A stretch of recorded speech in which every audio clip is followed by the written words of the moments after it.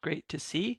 So welcome everybody to today's webinar on methane mitigation project phases, practical solutions in greenhouse gas emission quantification. My name is Matt Hamilton, and I want to welcome you to this Global Methane Initiative event.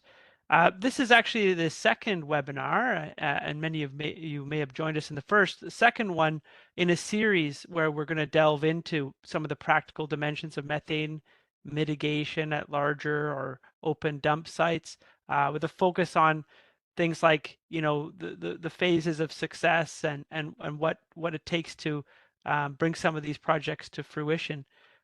Today we have some great speakers lined up, and so we're excited to get started with that. We also have a few introductory polling questions that we wanted to run. I'm just taking a look here to see. Yeah, so we've got about 45 participants at this point. So maybe we'll start to go through some of the opening slides there, Catherine, and then we can do the polling questions after that as more people have come in. Yep, that sounds good. Thanks, Matt. So before we start, I'm just going to go over a few of the webinar software tips. So first, there are two ways to connect with the audio today. You can either listen through your computer speakers, or you can use the number that is posted on this webinar slide. All participant lines are muted for the duration of the webinar, regardless of the audio method that you choose. Okay, so we'll be using 3 panels for today's webinar: the participant panel, the Slido panel, and the question and answer panel. All of these can be found on the right-hand side of your screen. You may need to click the arrow next to the desired panel to expand and see all of the content. And if for some reason one of them does not appear, you can navigate to the bottom right of your screen and click on the panels you are missing. So we will be asking several poll questions during today's webinar, and some are open right now. The Slido panel will appear when we open the first poll, and you can select your desired answer and hit send. I believe right now, if you can see that there are multiple rooms, please just click on the introductory questions one. We will also have feedback questions at the end of today's webinar, and we appreciate your feedback, and we'll use it to inform future webinar planning. And throughout the duration of the webinar, you can enter questions into the Q&A panel. When submitting questions, please select all panelists from the drop-down menu before hitting send, as this will ensure that all of the speakers can see your question. We will be moderating these questions at the end of the webinar during the Q&A session, and final materials will be posted to the GMI website. With that, I'll pass it back to Matt. Thank you. Yeah, so I see some people are starting to answer some of those questions we have on, we're just trying to get to learn a little bit more about our audience today. So what kind of organization you represent, and what motivated you, pardon me, to attend today. So thanks for that. I think while people are answering those, we should proceed with the first presentation. So if we could get that one loaded up. So the first speaker we have today is Marielle Dileya. She's currently leading development and implementation of Gaia's global climate program, which includes Gaia's global campaigns and strategies around climate change, with a focus on methane and organics management, zero waste solutions to climate change, carbon markets or other international sources of climate finance, engaging in policy advocacy at the UNFCCC and other key international climate policy spaces, in collaboration with the wide Gaia network and regional offices. Previously, she also held senior global leadership roles, such as driving the global work of Zero Waste Europe as Director of Global Strategy. During 2014 to 2019, she was the Managing Director of Zero Waste Europe during its foundation and early development. Prior to 2014, she was the lead climate policy advisor for Gaia, and she has extensive experience in research, publication, development, and project management. She holds a Bachelor of Arts in Sociology from the University of Barcelona, a Master's in Discourse Analysis and Argumentation from the University of Amsterdam, and a Master's in Social Communication Studies from the University Pompeu Fabra in Barcelona. So with that, Marielle, I'll pass it over to you. Thank you so much, Matt, and hello, everyone. Thank you so much for the invitation of joining us today. and thanks everyone for being here. My name is Maria Vilella. As Matt was saying, I'm the director of the Global Climate Program in Gaia, and today I'm going to talk about environmental justice and dam site closures. We're going to look at the economic and social impacts, barriers, and benefits. For those of you that don't know us, I'm just going to briefly mention that Gaia is a global network of grassroots and national organizations in 92 countries from around the world, working together on waste and justice. And one of our main strategic priorities in the coming years is to support organizing and policy work for methane reduction. Our members have deep expertise working on zero waste solution that involves reducing pollution from organic waste and implementing composting, biogas, and other zero waste solutions. To give you a sense of our scope of work and where we are in the world, we are organized in regional teams in US, Canada, Latin America, Europe, Africa, and Asia Pacific. And we also have a global team that is the one where I belong, looking at the global policy and global campaigns. Right, so today's overview, today's presentations, I want to walk us through a number of points, starting with a statement that I believe we will all agree that dam sites are a health and environmental hazard with severe consequences to the environment and to human lives. And as much as climate change will increase the pressure to phase out dam sites and move on, we will also have to take into account that when closing dam sites, we need to give careful consideration for the social, economic, and environmental reasons. As by experience, we've seen that in many cases, the transition from open dam sites to sanitary landfills has had severe consequences for the communities living in the dam sites and has displaced thousands of waste picker families that depend on recycling in recyclable materials in the dam sites. So I want to offer these perspectives of dam sites as the result as well of political decisions. And we need to look at the root causes of these political decisions to make sure that we find the right solutions. And for us, the right solution is precisely to support cities in developing integrated sustainable solid waste framework with an emphasis on waste reduction, reuse, recycling, and redesign with an environmental justice perspective. Understanding that ultimately the key to addressing methane emissions challenge lies in diverting the organic waste from dam sites and landfills and making sure that there is no untreated organic waste that goes into landfills or dam sites. This is the main points that we're going to cover in this presentation, and I'm going to go into detail into this. Starting with giving you a bit more insight into this social and economical reality of dam sites. As we know, there's millions of waste pickers, mainly women, that make a living collecting, sorting, reusing, and selling valuable recyclable materials. We know that their working conditions are appalling, unhealthy, without adequate compensation, without any health insurance, lacking training, and worst of all, in most cases, facing a very strong social stigma. And yet, despite these challenges, they achieve really high rates of recovery, up to 80% in some cities. So we can see that the informal recycling community is really the global backbone of the recycling system in most countries. When we look at the dam sites, we have to see that this is the place where waste pickers are often collecting these recyclable materials when there hasn't been the chance to organize outside the dam site. I think in most cases when this chance is offered, that really happens. But in many cases when the situation hasn't allowed for that, the most cost-effective place for waste pickers to be doing their work is in the dam site, that becomes as well a space of community. This becomes home. It becomes the place where all these families are living. So looking at the closure of a dam site is not only thinking about the economical activity that they are doing, is it actually access to a place that it's become home for millions and millions of people. So this is the kind of negative impacts that we can see when we are looking at closing a dam site if we are not taking into account the social and economical considerations: physical displacement, direct effects on housing, land, property, economic activities, and access to recyclables. This is the kind of things that we really need to be talking about when closing a dam site, so that we don't exacerbate the inequalities, marginalization, and further vulnerability of these communities.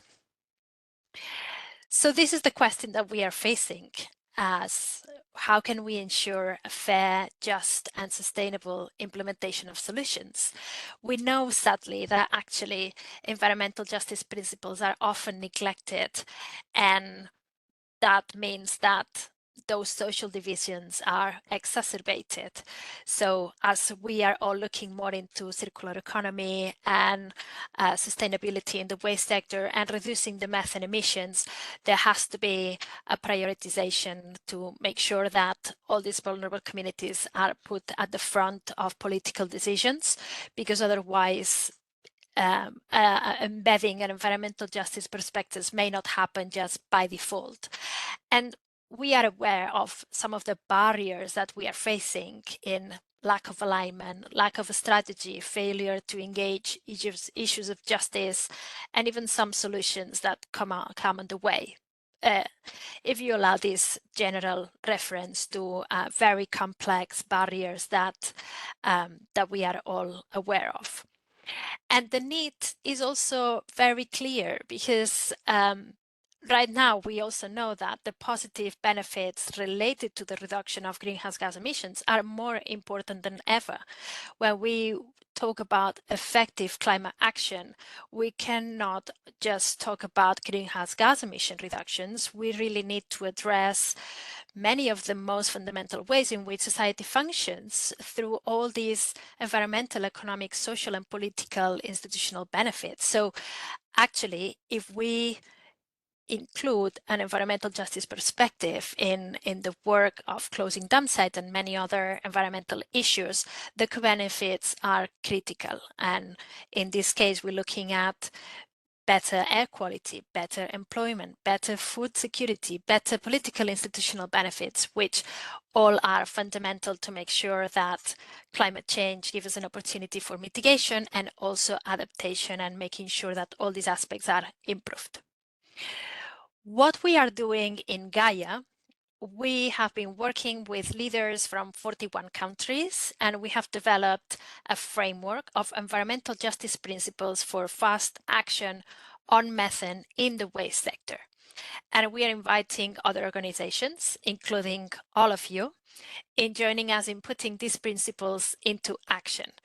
We are working with with groups in more than 50 countries that are eager to take action, and we are aiming to bring in technical and financial support for their efforts. So these environmental justice principles that we offer to all of you are providing guidance for policymakers in developing methane reduction policies, including also dam site closures. They're also providing support to work on the NDCs, the nationally determined contributions, and also including community members, waste workers, etc. We are in the process of translating the document up to 12 languages, and we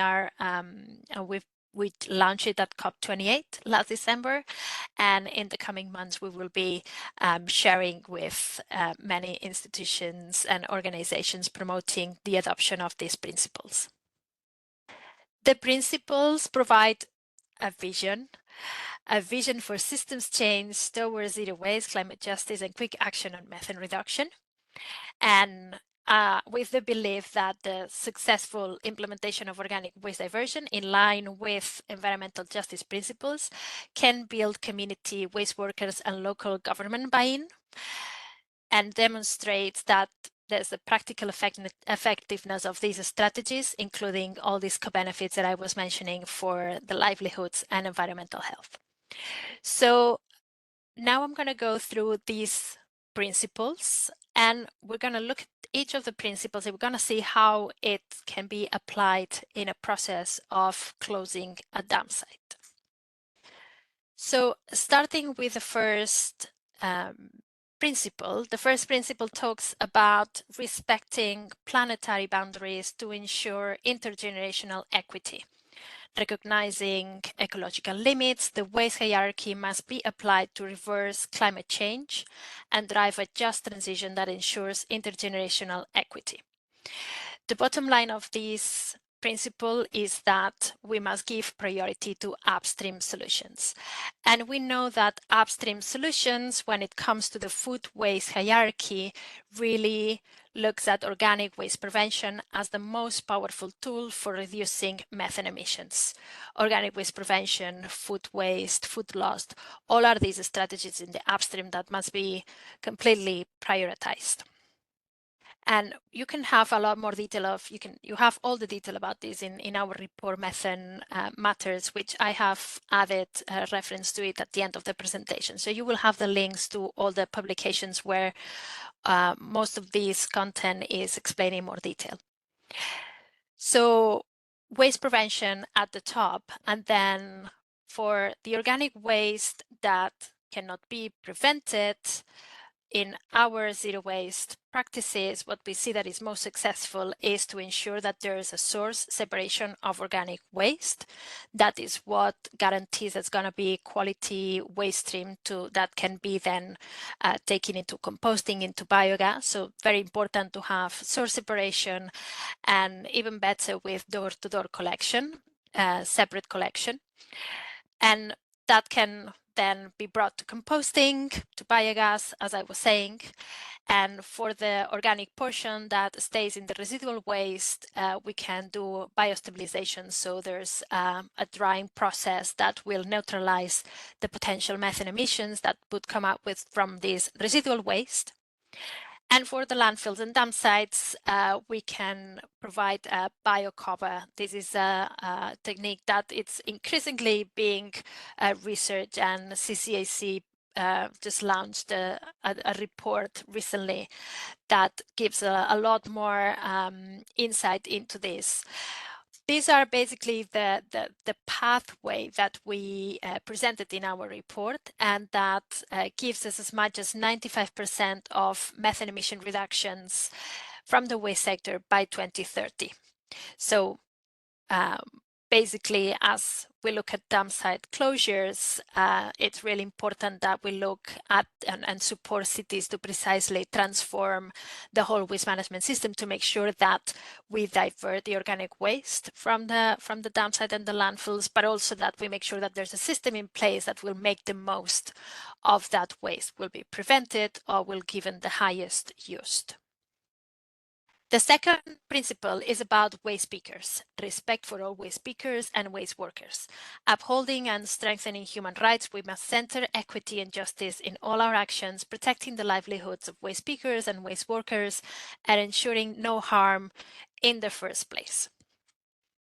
As I was saying at the beginning, we know that there's millions of people worldwide making a living out of the recyclable materials in the informal economy. But what we need to see here is that there's been incredible efforts to support the organizing of waste pickers, and that where they've been given appropriate support, they've been able to organize themselves. And right now there's organizations already existing at the global, regional, and national and local level. So the first idea, the general idea, is that basically, and what they are advocating for, is a just transition. Just transition would mean that in any process of closing a dump site, livelihood plans should be an integral component of such process. And this is what the organizations that are already existing of waste pickers are advocating for. At the global level, we have the International Alliance of Waste Pickers. In Latin America, there is Red Lacre. In Asia Pacific, there's been a recent meeting actually with many of the organizations of waste speakers. In many countries, there's national alliances that bring together local organizations, local associations, and cooperatives. So first of all, I would say that the waste speakers are increasingly organized. So we urge everyone to engage directly with them. In any case, looking at engaging with the waste speakers, it definitely needs a specific approach to vulnerable communities, because significant numbers of waste speakers are women, are people from ethnic minorities, are definitely low income, there's lots of children. And so this requires a specific approach that makes sure that we restore this balance, because otherwise we may be under the risk of exacerbating these vulnerabilities even more. And in general, the bottom line is that we need to recognize and support the waste speakers to join together in cooperatives and associations, because this has proven to be the way that is more effective for them to be better organized, for them to have higher income, to facilitate a pathway to formalization when that is what's desired from the community of waste speakers. And essentially that really ensures a lot more stability and sustainability to the whole waste management system. I want to give you a sense of the positive stories that we find all over the world when the waste speakers receive proper support to organize. One that jumps out is the cooperative Swatch in Pune, India. This is the largest cooperative in India, fully owned by self-employed informal waste speakers, and they provide good sustainable livelihoods especially for disadvantaged women that are producing compost. They have this really big cooperative. They handle a lot of dry recyclables, but I just want to put a special emphasis on the fact that they are handling the organic waste. They are collecting it door to door, and they are managing 7,000 kilos of organic waste per day that they are taking to the composting site. So is a really great example, and here put the link to our case study. But also in the region, in Asia Pacific, what I was referring before, the waste speakers just held their first meeting in Kathmandu. So this is to give you a sense as well that the organizing of waste speakers is definitely ongoing. It's increasing. So I would really encourage all of us to engage and support this process that is so meaningful and that provides such a good opportunity for all of us in the waste sector in terms of environment, social and economic well-being. I also want to refer to a really interesting publication from Instituto Polis in Sao Paulo. This is a publication that has looked at cooperatives of waste speakers in Brazil that are handling organic waste. And I'm saying that this is a sort of novelty because waste speakers have traditionally handled the dry recyclables, which is what has the best value in the informal economy. And in this sense, sometimes it's a bit more challenging to deal with the organic waste because it's more difficult to give it a value.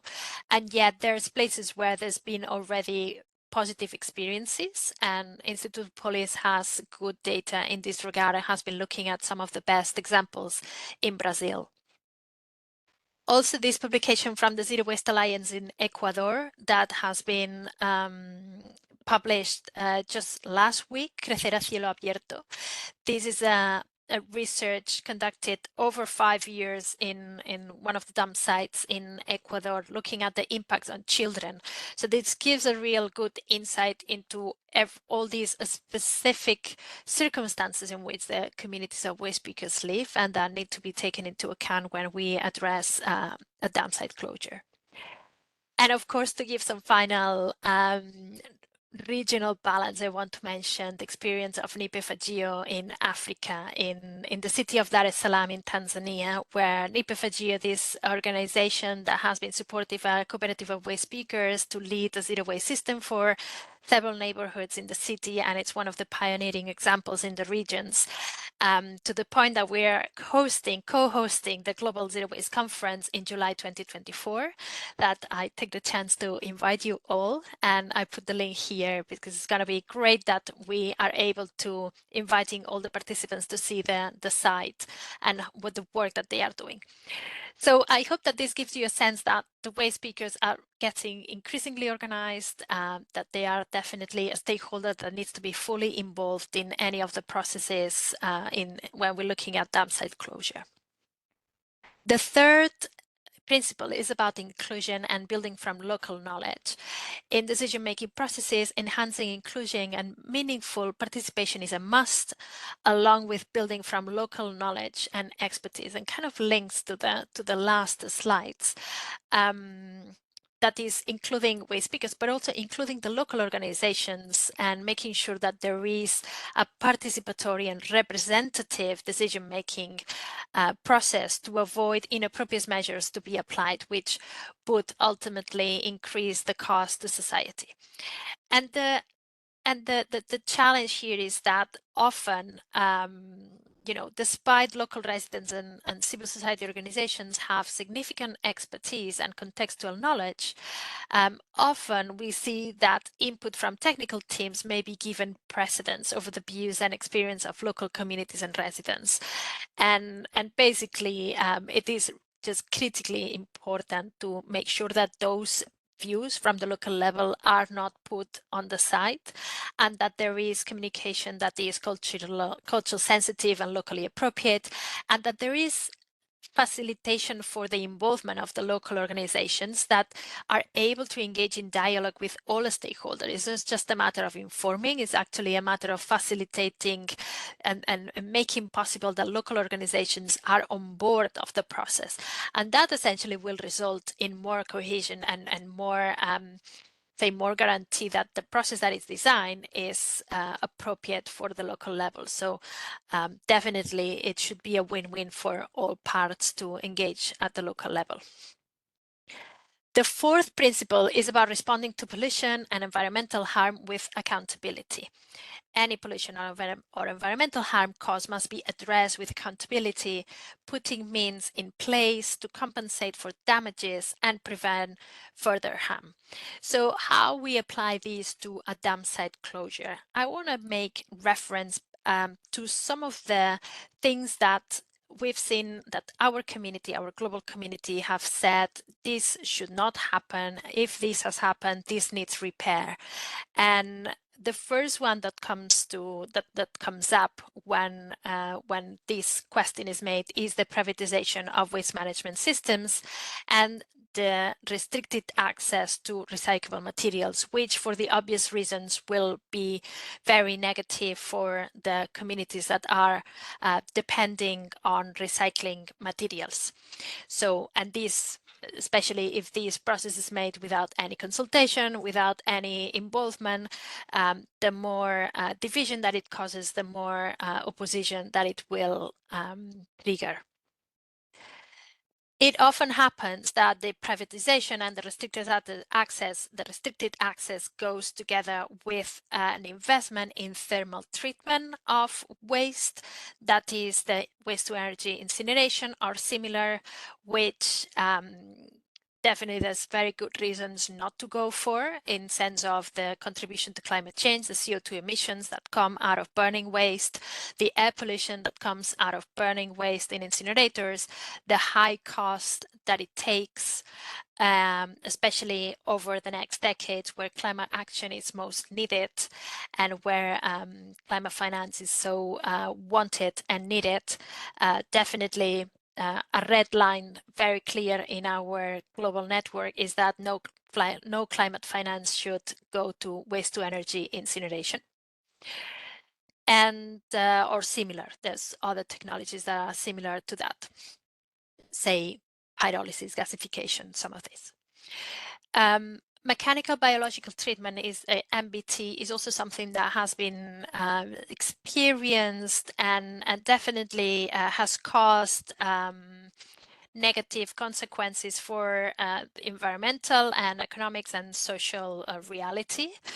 In this case, because this is mixed waste, so basically the whole upstream solutions has been unaddressed, and so MBT can basically deal with mixed waste, retrieving some recyclables and then neutralizing the biological component, but producing refuse-derived fuel, which then it's pellets that can be sent to incineration or cement kilns.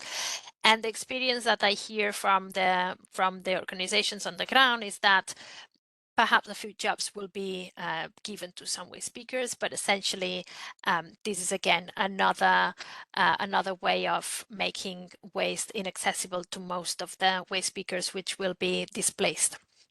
And essentially, it basically misses the point, as I say, misses the point of the upstream, and basically still produces pellets that will be given to thermal treatment polluting industries. And essentially, any end-of-pipe disposal infrastructure without upstream intervention, that would be something that should be avoided. As we were saying at the beginning, the priority has to be given to the upstream intervention.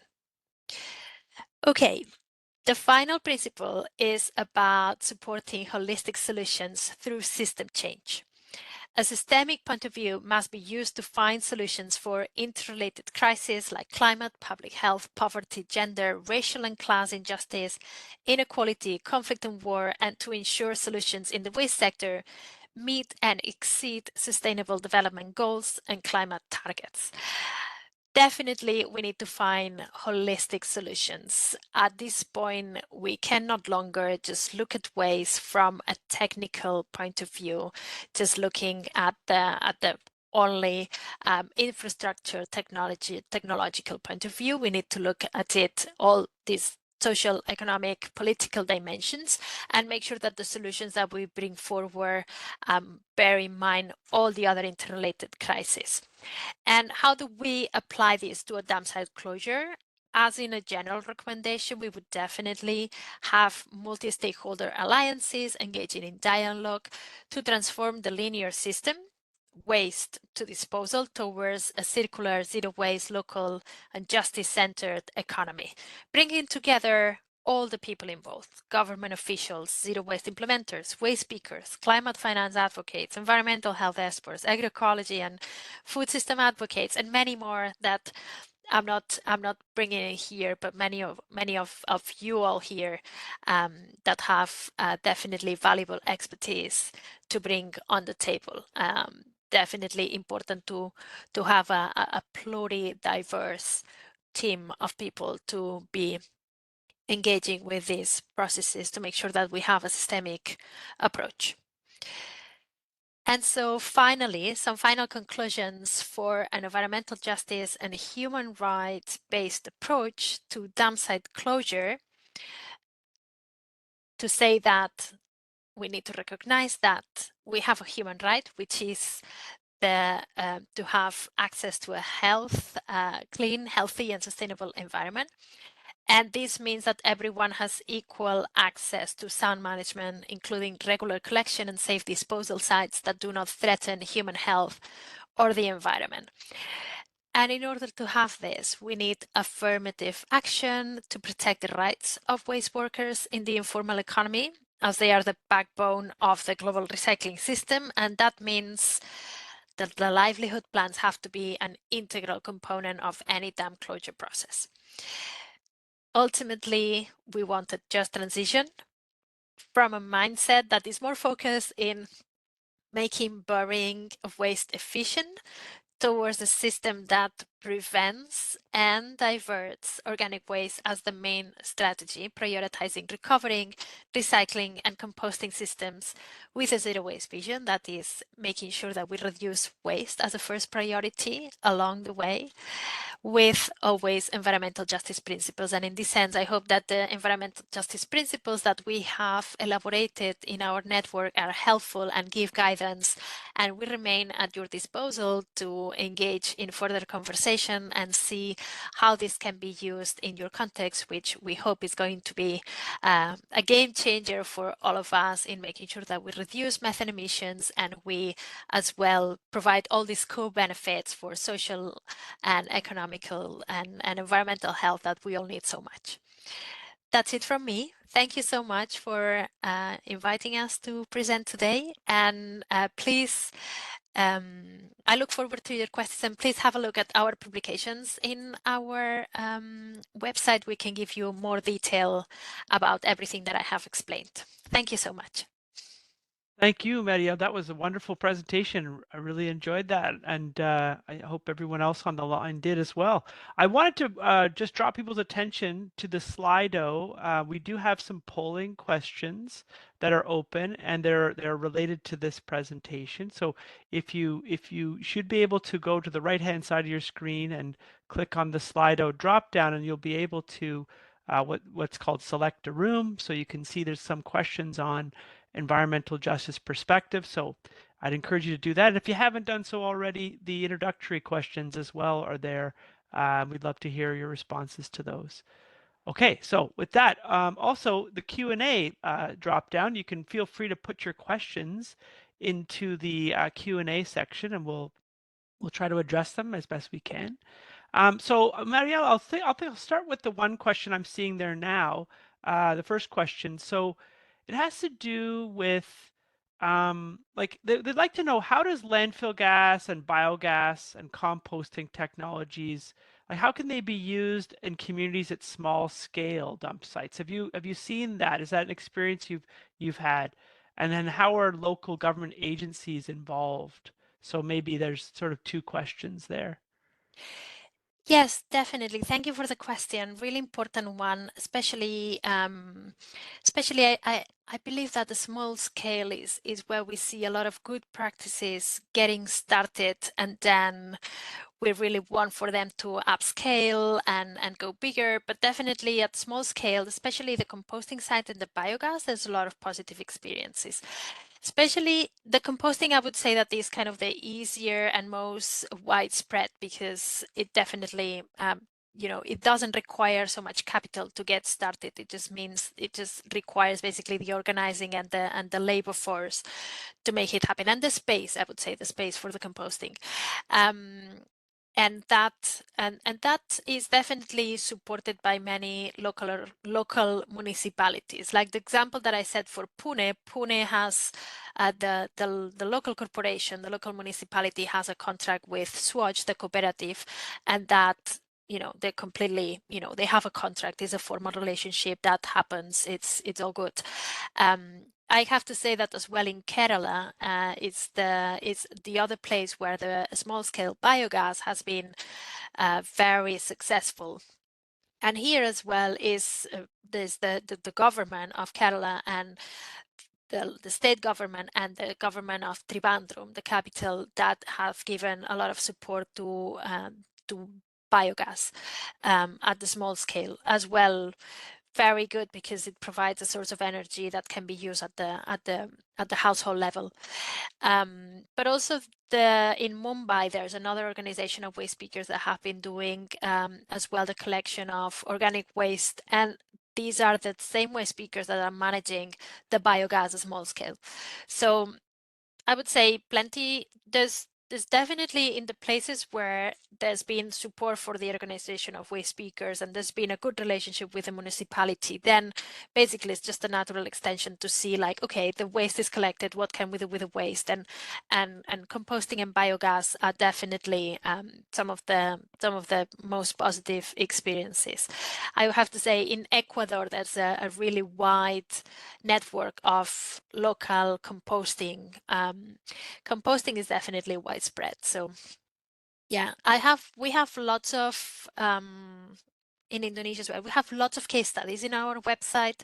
So I would definitely encourage you to go to the case studies, and you will see a lot of positive stories of collaboration of the local communities, local organizations with the municipalities that are really showing the way of how it can be done. Thank you for that. That's great, and I encourage people to go check out those check out those resources. I wanted to ask you a question. Like, I suspect when we target, like, let's say, good environmental justice outcomes, that we can also get good economic outcomes. But I've just, could you comment on that? And generally, like, where do you see some of the, by doing the work you're talking about, where do you see some of the economic benefits coming out as well? Well, the economic benefits are clear when, in the first place, the income of waste speakers increases as soon as they are able to be organized, because they are able to overcome the middlemen, the intermediaries. So, and that as well, the organization, it will give them a stability to the prices that they are able to negotiate. Otherwise, like individual by individual, it's going to be like a very weak way of trading.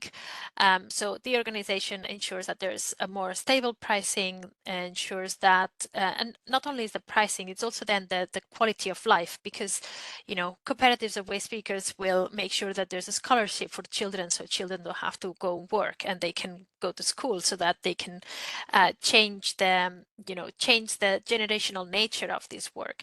So it goes like economics understood as in beyond the income. It definitely goes far and wide. But also, I would say that for the municipalities, the fact that the zero waste systems with waste speakers are also very cost effective in comparison to what it would be to be maintaining a landfill, a sanitary landfill, to maintaining even a dam site, even an incinerator. It's definitely like an abyss of cost in comparison to the cost of creating a more decentralized, local, and labor intense system that manages to reduce waste, to do more reuse and more recycling. And I would refer to some of the zero waste experiences in Philippines, San Fernando, Tacloban. We have case studies in our websites where you can see how much these two factors, the fact that the waste speakers have increased their income very much, as much as the savings that have been provided to the city. So how affordable and how cost effective it has been to engage in a zero waste strategy. The latest study that we have is from Durban, actually. The organization Groundwork, together with the University of Durban, have been doing a zero waste project, a pilot, but now they're working to expand it to the whole city of Durban. And they are collecting organic waste from the market and doing compost with it. And they've done this cost benefit analysis for the city, showing the savings that they have provided for the city. So again, sometimes it's not so much the income that is the profit that is made, but actually the savings Mhm. is where we see a great benefit. Yeah, that's wonderful. Yeah, I had read some similar stories like that around the world where municipalities were realizing they were actually saving millions of dollars a year in some cases because of this work that was being done informally. And so there was an impetus to go out and try to be more helpful, help organize, etc. So I thought that was quite interesting. We have another question coming in. You had already spoken about an example of small scale biogas, but the question's like, can you elaborate on some countries or locations where there's policy support for small scale biogas? So I think you were talking about Kerala and India. Are you familiar with any other places where, you've seen that?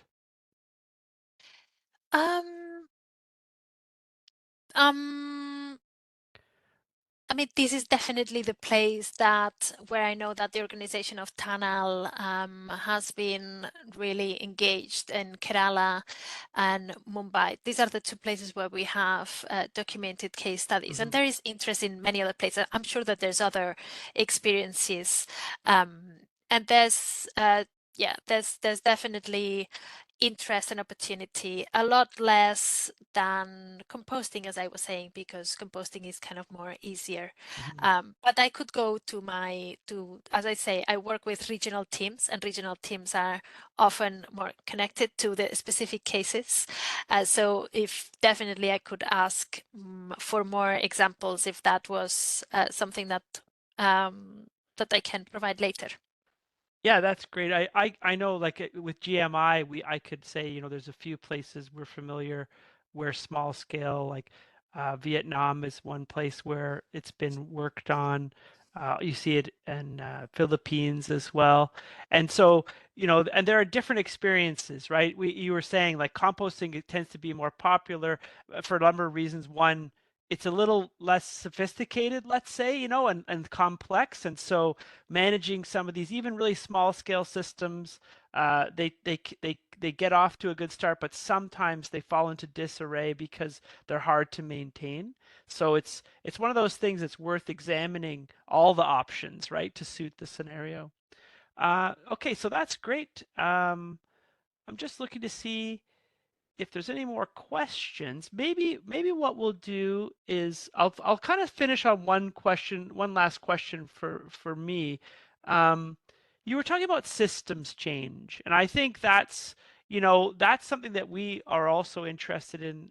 Is you know, we can talk about biogas technology all day, and that's great, but it has to fit into a system where there's political buy-in, there's community buy-in, et cetera. Could you just kind of elaborate a little bit around the kind of work your organization does in that space on that system thinking or integration?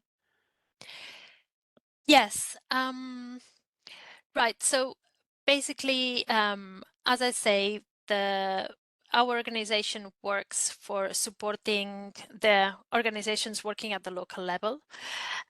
So our theory of change is very much supporting organizations to empower themselves. Then we follow very much the lead of these organizations will tell us at the local level. So I think in the first place, we have to make sure that we see what's locally appropriate and what system change means in that specific circumstances. But essentially, it's kind of trying to see all the conditions that will make a system change. So it's not just looking at we look at the environmental conditions in the waste hierarchy, the upstream solutions. We look at the people that are working on waste, making sure that the solutions are based on inclusion and looking at the workers and the livelihoods that are in the waste management system.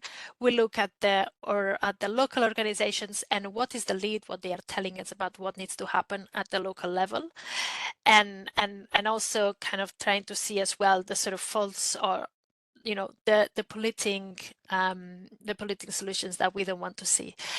Our work is very much to engage with local organizations and support them and understanding what are the opportunities in the local level, supporting cities to commit to zero waste goals and making sure that the process for implementing those zero waste goals have take into account all these social, economical, and environmental aspects.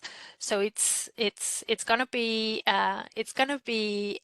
slightly different in each place necessarily, because there's no such formula that will be the same in every place, and it's not the same of Latin America than Africa than North America,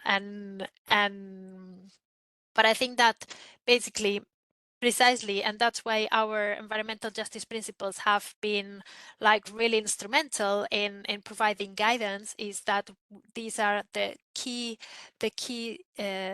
factors that we understand need to be seen to apply a systemic perspective.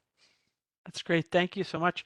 There is one last question I think I'll pose to you. It's in the chat, but it has to do with a specific technology, which is about converting methane into methanol. But the crux of the question is really around opportunities for waste pickers to share in the revenues from the various, whether it's, you know, producing biogas, producing this other product.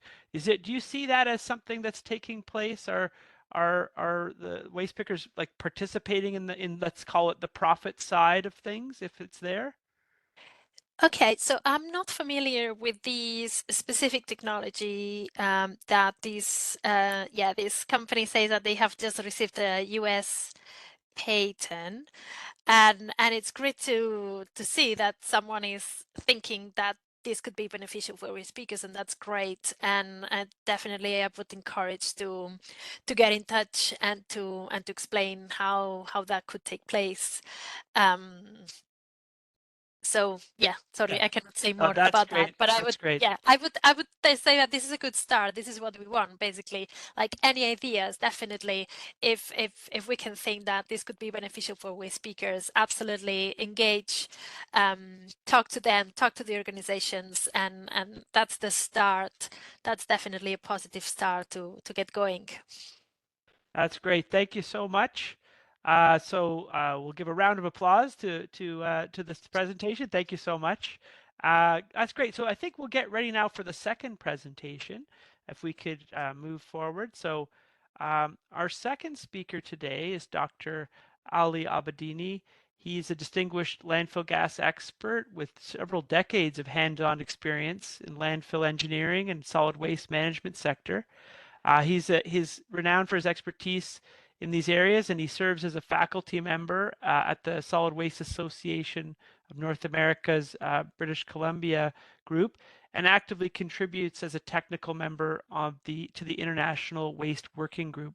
As part of his advisory roles, Dr. Abedini also collaborates with my organization, Environment Climate Change Canada, and offers his expertise to World Bank Group as a technical consultant for solid waste management projects in more than 25 developing countries. His expertise extends to specialized areas within landfill gas engineering, from methane emission quantification to landfill gas management system design, operation, and troubleshooting.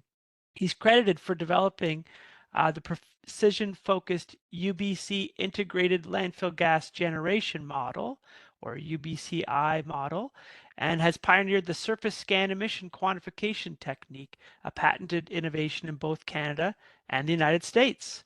So, Dr. Albedini, I'll hand it over to you. And just to say, there will also be some questions in the Slido, which I think Dr. Abedini will be pointing to as we go, but you'll find them in the Slido as well. Okay, thanks. Over to you. Thank you very much, Matt. First of all, for getting me involved in participation of this workshop, also for the introduction. It's such a pleasure to join this second workshop of GMI. I guess I will get right into the slides. So this is basically a full day workshop that I tried to squeeze in 25 minutes or so. So we're really scratching the surface when it comes to this topic, landfill gas, methane generation estimates, quantification, dealing with accuracy of different methodologies, what are alternative methodologies or unconventional methodologies, and speaking a little bit about different options when it comes to landfill gas management and some financial aspects of it. Before I get into the actual part of the presentation, I want to share a few statements here that I basically gathered from just quick browsing the internet. So this one is from Reuters 2022 that states landfill waste is responsible for about 11% of global methane emissions. Or the second statement is about Mumbai. A landfill in Mumbai emits about 85,000 tons of methane per year. A disclaimer, most of these pictures that I show, it's my own pictures and not related to the statement. So this one is a landfill in India, but not in Mumbai.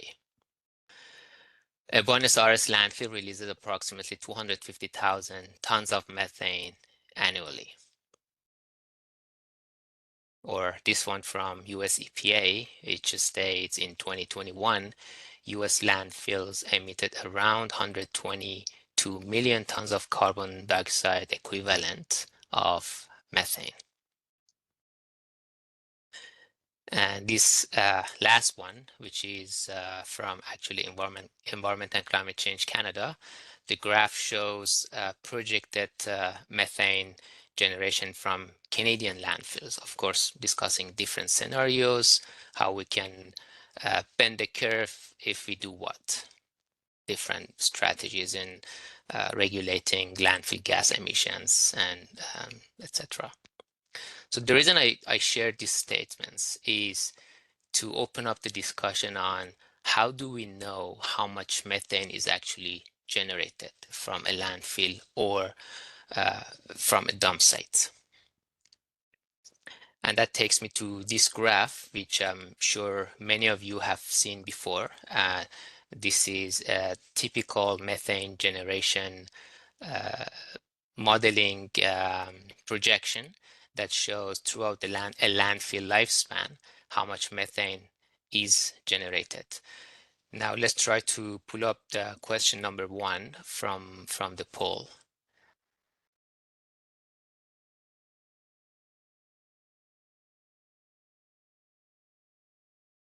I think, Ali, we only have about 5 responses to the poll, 7 now. Yeah, some people are starting to give responses. And I don't see the questions on the slide, so maybe I'm not in the right. Yeah, and forgive me because I'm not sure how I can determine what the responses are, the summary of responses. Would somebody else in the group be able to help with that? Yeah, we would be happy to help. So just as a reminder to folks, you may need to switch rooms to get to this particular poll question. And so this should be kind of the third room in the list. And it's labeled poll 3 when you get there, so you know you're in the right spot. And right now we have about 17 votes, but that is slowly ticking up. And we'll leave it open a little bit longer, but for the first question, have you seen a landfill gas generation estimate, either a graph, table, or report? With 21 votes, 62% of the audience says yes, and 38% of the audience says no. I can move on to the second question. Yes, please. Great. Okay, so the second question with 24 votes, have you ever used a model to estimate methane generation from a landfill or dump site? 42% of the participants say yes, and 58% of the participants say no. And if we're ready for the third question, we have 25 votes, and the question is, have you ever used an advanced site-specific LFG generation model? And 20% of the participants say yes, and 80% of the participants say no. So thank you everyone for participating, and we'll leave it open a little longer for folks that maybe had trouble navigating to that screen so we can get more complete results over the course of the webinar. Perfect. So about 50% of us have not used landfill gas generation model. So I will describe very quickly how, when you see this graph, what it means.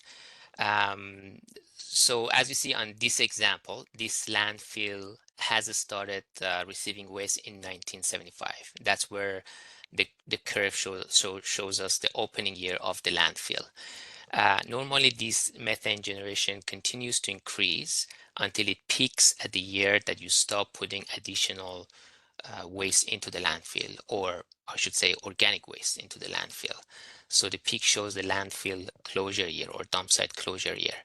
And then the tail end indicates the declining gas generation, which happens after we close the dump for the rest of its post-closure period.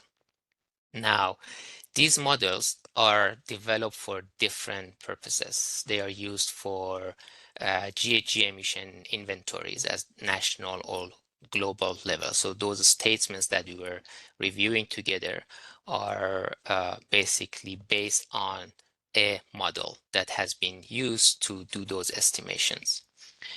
These models are also used by regulators. So if there is a country or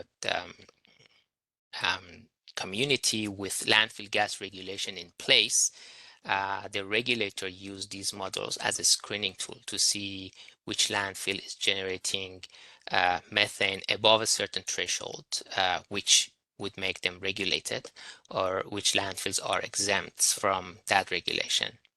And us engineers use these models as a design tool. So when we are designing the gas management system, we want to have an understanding of how much methane is generated, what would be the landfill gas flow rate, for which then we will design the gas management system.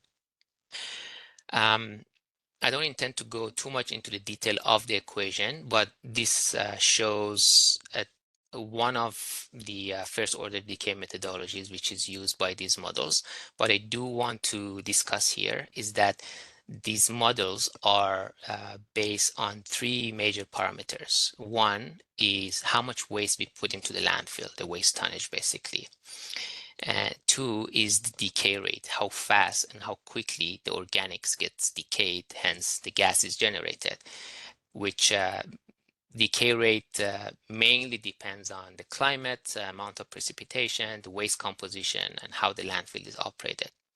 And then the last is the methane generation potential, which again mainly depends on the type of waste or the waste composition, and also how the landfill is operated.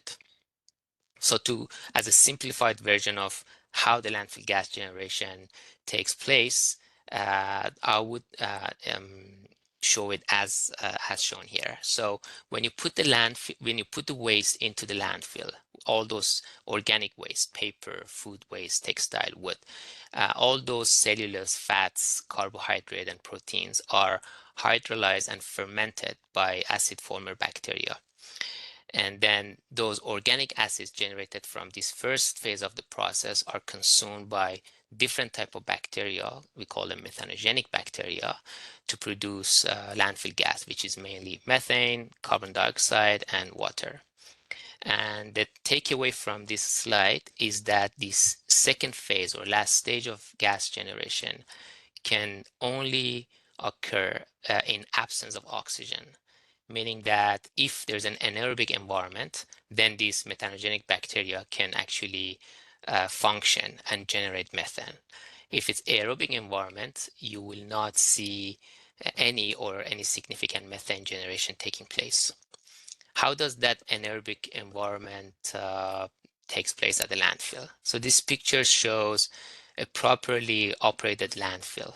On the right top corner, you can see the active phase of the landfill where the waste is being deposited. It's beautifully compacted, and you see at the top deck here where the compactor is sitting, they're ready to place a layer of soil, either daily cover or intermediate cover over that layer of waste. So by adding a layer of garbage over the previous layer or by covering it by soil, the minimum quantity of oxygen which has entered into the landfill by placing the fresh garbage, that will quickly get consumed by aerobic bacteria, and then the environment become an anaerobic situation, and that's where the methane generation basically takes place. And depending on the situation, it may take a few months, or if it's really dry condition, it may take up to a year until that methane generation condition takes place. This is another example. The previous picture was from a landfill in Canada, but this one is actually from one of the developing countries that with some training and some capacity building, they were beautifully running this sanitary landfill. So on the right side, you can see the active phase of the landfill. Very small portion of the landfill is open. The rest are covered by intermediate cover, and you can actually see they have already gas collection system in place. So the challenges with modeling. First of all, there are a few challenges when you use a model to estimate methane generation from a landfill or from a dump site.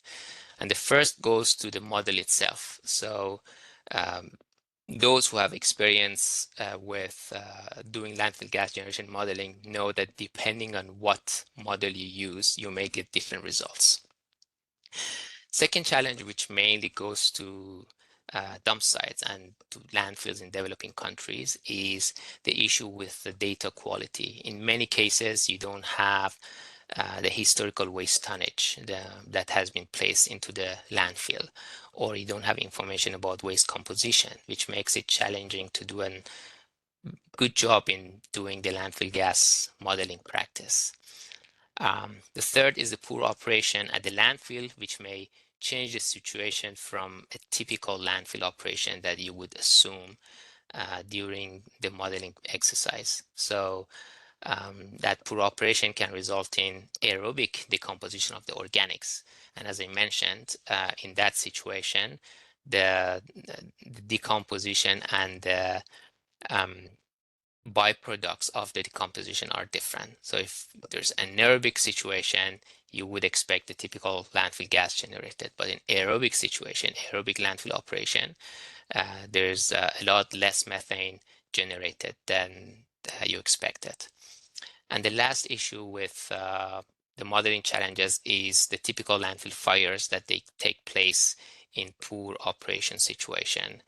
And when the landfill is experiencing landfill fires, which I will show you a few pictures very soon, lots of organics will basically get consumed in this fire process. Hence, they don't participate in methane generation. So the models typically don't have a way of taking these into consideration. Hence, the inaccurate estimation that you can expect from these models. So modeling inaccuracies, to just showcase what I was mentioning, this is an exercise that I did for one single landfill using different type of models, different landfill gas generation models.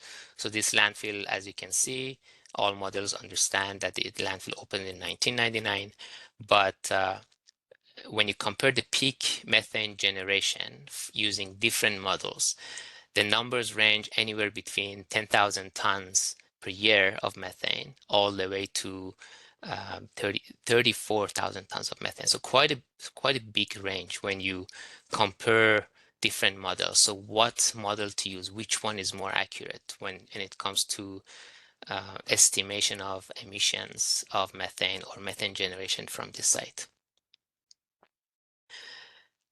This aerial photo shows a poor landfill operation, and also you can see that there's no scale house at this site. So when it comes to modeling methane generation from this site, you have to make some assumption and estimations about how much waste has been deposited at this site to begin with, and typically you use the number of trucks per day, and you make some assumptions that how much each truck may have had as the load of waste, and then you go with those numbers.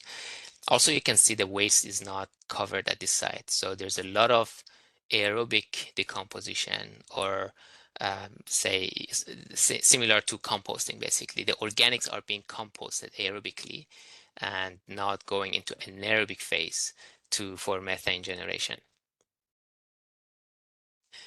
And another example, this another dump site, which can see the landfill is on fire, and this basically result in loss of organics that would have otherwise undergo anaerobic decomposition and methane generation.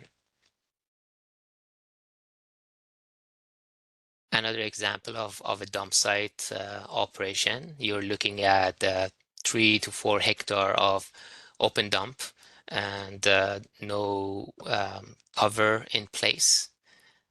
Similar side, you can see this picture is a bit far back, and you're looking at probably 8 to 10 hectare of this site, and you can see the whole phase basically open without having any cover placed. A zoomed in picture of the same site.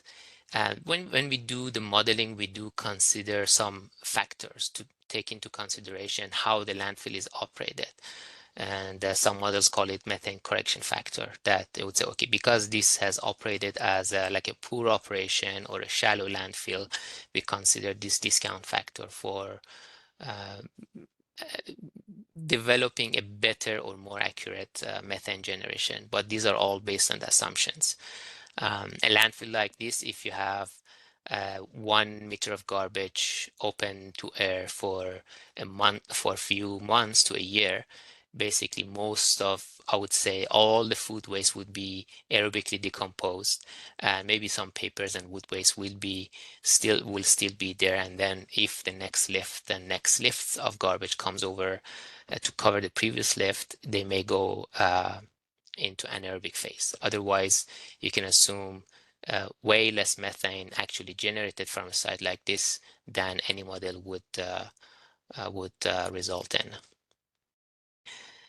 Another example of a dump site operation, this site, because they don't have a heavy equipment in place, the garbage trucks basically dump the load wherever they can access. And maybe once a year, a bulldozer will come to this site to get things organized a little bit and open some room for additional use of the site and trucks to be able to access the area and unload.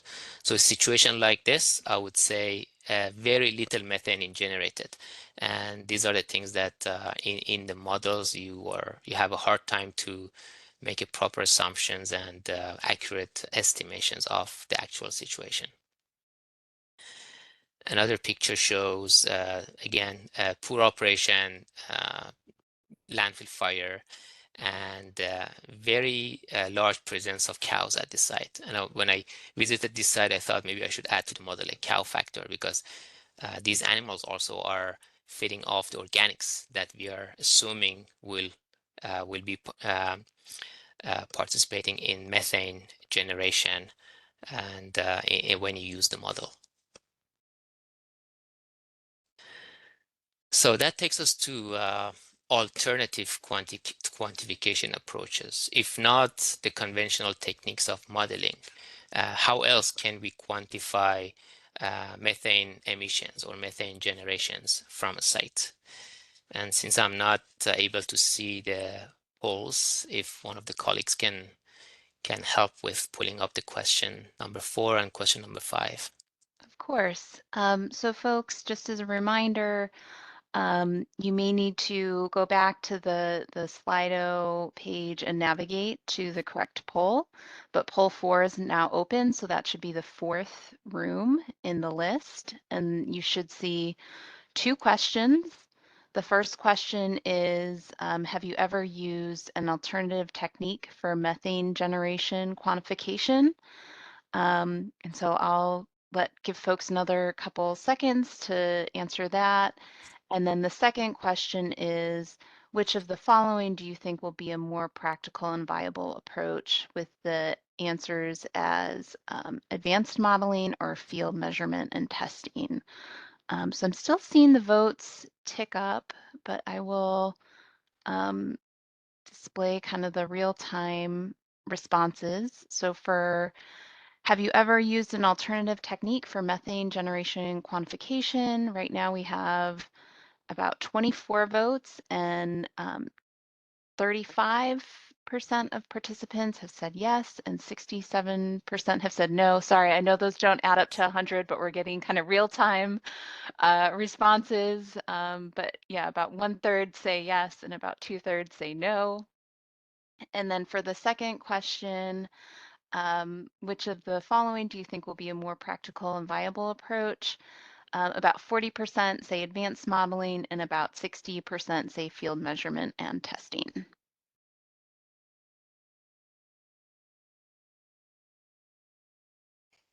Very good.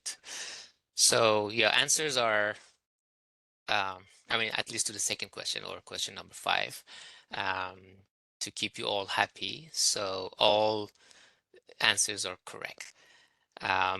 So the alternative approaches can include advanced modeling, or I call it site-specific modeling. And there are other approaches. 2 of them I included in here, in generally speaking terms, field testing and methane emission measurement. So one of the very commonly used field testing is a landfill gas pump test. US EPA has a methodology called Method 2E that you basically drill a gas well and you pump the gas, and then you measure the gas quality and quantity, and then you go back to the model and then you adjust the model based on the actual results you get from the pump test. Actually, I should go to the next slide, so I just explain them in order. So advanced modeling or site-specific modeling. So this one is, of course, much quicker than the other two methodologies. And this is the only way that you can do when you're looking at national inventories, because you can't do field testing in every single landfill or dump site in a country. And this is something that the federal government of Canada basically is following. They have developed a more precise model to have a better understanding of methane emission from the landfills across the country. The thing with the models is that we have this expression, we say garbage in, garbage out. You feed this with low quality data, you get poor estimations.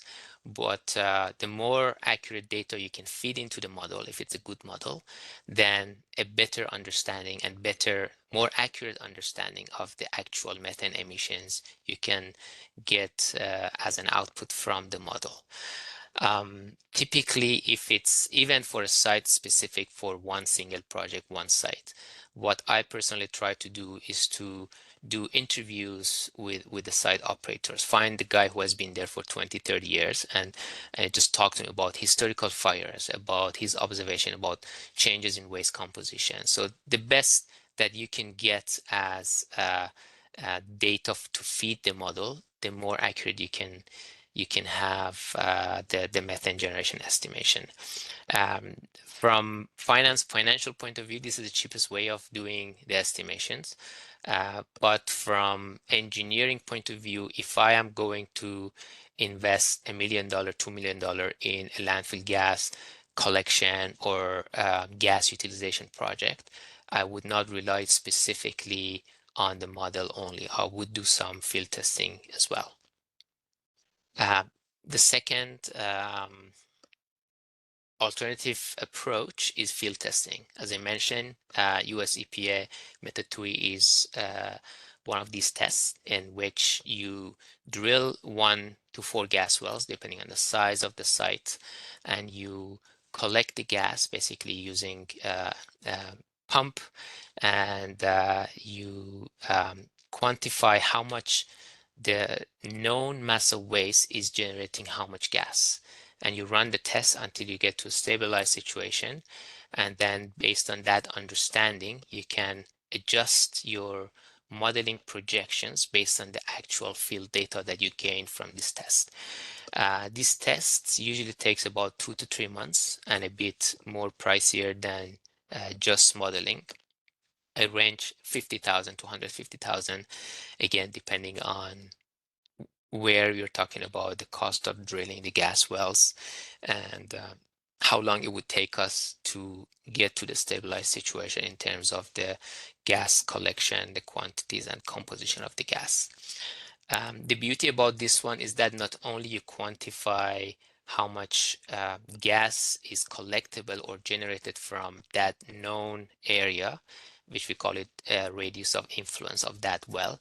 It also gives you some information about the gas composition. So if you're looking into gas to energy initiatives, you want to have some understanding about, for example, level of hydrogen sulfide in the gas or siloxane in the gas. So it allows you to do some additional testing than just the gas quantity. Disadvantage on this technique is that depending on, you have to be really careful where you do the test, because landfills are very heterogeneous. So one location can be completely different from another area. So even though the test gives you very good understanding of the location that you did the test on, but if it's say 100-hectare landfill, this result can be completely different from different areas of the landfill, which has historically used in a different time with different waste composition or different even operator using that area of the landfill. And the third is methane emission measurement. Basically, you conduct a full-scale fugitive methane emission measurement from the site. And typically, what is emitted from the site is what you can definitely collect by implementing a landfill gas collection system. There are several techniques out there in the industry, anywhere from a ground-based technique that you can measure on the ground to remote sensing, nowadays aerial techniques using drone or airplanes or even satellites. But typically the lower end cost of the techniques range anywhere from $10,000 to $100,000 per site. Again, it really depends on the size of the site. It's again, it doesn't have disadvantage of the field testing, landfill gas pump testing, that you get information from one location of the site. Rather, you collect information from the entire facility, that how much methane is being emitted from the site. Now, landfill gas management options. So the previous workshop, my friends James and Aditi talked about when you're rehabilitating a dump site, you have different options. If it's a really shallow landfill dispersed waste or dump site dispersed waste, shallow, I mean like 1-2 meters of garbage, you basically better off to remove that waste from the area and put it elsewhere in a sanitary landfill or a different site. If it's quite a bit of waste and the relocation is not justified, you basically can close and cap the site and rehabilitate the site basically. And the third option is that you improve the situation and then you transfer the site to a sanitary landfill or a transfer station for other uses that you can have on that site. So depending on which approach you take, you have to select a landfill gas management option depending on the site situation. So these are 6 common practices, not common, it's mostly used practices in when it comes to landfill gas management. One is a passive system, which may or may not result in greenhouse gas emission reduction. The second is active gas collection system, which always aim at GHG reduction from the site. There are alternative solutions such as use of biocover systems or biofilter systems. Marielle mentioned briefly about the biocover system, which is an innovative technology and very low cost, good solution, especially for developing countries. If you don't have leachate generation issues, I should say. And then there are other gas management systems which are primarily for safety of neighbors to avoid gas migration from the site. And there's a no control system, which is basically technically and practically not feasible to do anything with the gas.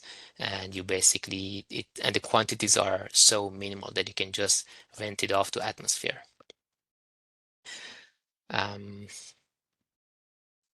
Okay, I need to speed up a little bit. I see almost running out of time. So passive system, no mechanical driving force is used. Basically, the system relies on pressure or concentration gradient. And it's a must if your landfill closure includes geomembrane cap to avoid pressure buildup beneath the cap that can damage the closure system or encourage significant lateral migration of the gas to offsite properties. This is a picture that shows the landfill closure has taken place, and you can see the gas vent, which basically allows the gas to travel from beneath the closure system to atmosphere. So I mentioned these passive systems may or may not result in GHG reduction. And this is an example project of a low-cost flare system. It's a passive solar flare system that is tied into a passive gas collection system and basically combust methane to convert it to CO2 that result in significant GHG reduction from this passive system. the passive system comes at a low cost, capital cost of about 20,000 per hectare for collection and venting.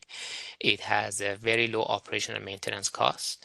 It relies on positive pressure system, so there is always a risk of gas pressure buildup within the landfill and encouraging gas migration, offsite gas migration. It does have gas collection inefficiencies because you're not actively collecting the gas, and it can be advanced to a GHG reduction option using a passive flare system or a biofilter system. I would usually estimate about 50% efficiency in collection and GHG reduction. That additional cost that you need for that GHG reduction component is about 50,000 to 100,000 per project, and it does come with an operating maintenance and operating cost of 10,000, 20,000 per year. Active gas collection systems. The difference between passive system and active system is the mechanical driving force that you use in active gas collection system to create a vacuum within the landfill and basically suck the gas out of the landfill. It always aims for GHG reduction when it's feasible and finances make sense. It can also be used for gas utilization initiatives. For a mid-sized landfill, say 15 to 30 hectare landfill, the capital cost ranges anywhere between 100,000 to 150,000 per hectare for collection and flaring, for burning the gas. If you want to do gas to energy, there's additional capital investment required.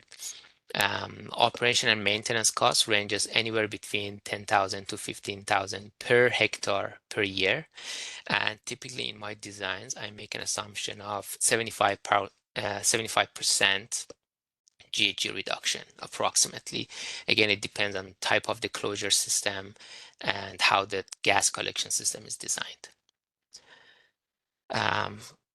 Yeah, I'm done. I have 3 minutes, I guess, for questions. That's great. Thanks, Dr. Abedini. That was a great whirlwind tour through the various collection approaches at the end there. And we do have a couple of questions, which I will. The first one is, with the models you were talking about, I guess the person's wondering about, like, how are actual data used to ground truth some of the models?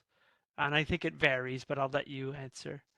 So, a very good question. I showed the graph with different models used for a single site. Some of the models basically assign one decay rate and one methane generation potential to the model, regardless of waste composition, regardless of how the landfill is operated. This is the least accurate model that I would have used. And the more advanced models, they look at the waste composition. They assign different decay rate to different type of organics. They assign different methane generation potential to different type of organics. And again, when it comes to landfill operation, when it comes to historical fires, when it comes to aerobic condition, this is the modeler expertise to take those data into consideration when it comes to things like methane correction factor. I made a joke about the cow factor. Basically, you can make some assumptions when you do the modeling, given that you have reliable data about the history of the landfill and how it's operated.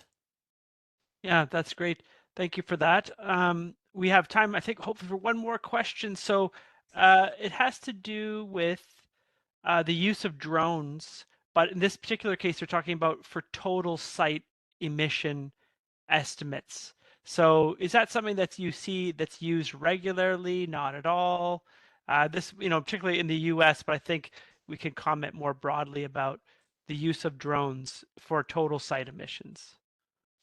Yes, it's definitely an emergent technology. So the picture I showed you that I was like scanning the site, basically I would measure the surface methane concentration, and then using a technology that I have developed, I would convert those concentration to flux. You could do the same thing with drones, basically. They're drones equipped with certain instruments that you can measure methane concentration at the surface of the landfill, or path integrated methane concentration. And then there are models that you can use that concentration data and convert them to emission rates. So all these methodologies, including my own technique, these are emerging techniques which are now being tested in industry. There are debates on which one is best. Like now there's satellite techniques that I myself want to learn a bit more about accuracy and resolution of the data. But in brief, yes, there are also drone techniques which are looking into doing not only the surface methane concentration, but also to quantify how much methane is emitted from the site. Yeah, thanks for that. I would say, like from myself as well, like I'm aware of several, let's say, methods that are in development to kind of formalize like how these drones can be used in various types of measurements, whether that's for leak detection type approaches or total site emissions. So I think you should kind of watch this space, because I think more methods and formal methods, let's say, are under development. Okay, so I think we've reached the end of our time together, and it came quickly. So I just want to reassure people there's been a number of questions. Yes, the slides will be available, and the recording of today's webinar, you can find it on the globalmethane.org website. So thank you for that. And I want to thank Dr. Abadini for his wonderful presentation as well, Marielle. So thank you so much, both of you.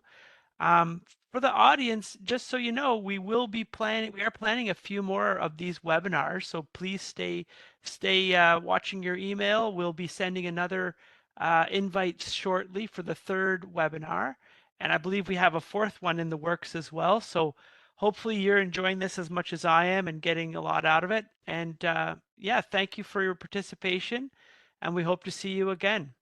With that, we'll say goodbye. Thank you. Thank you so much.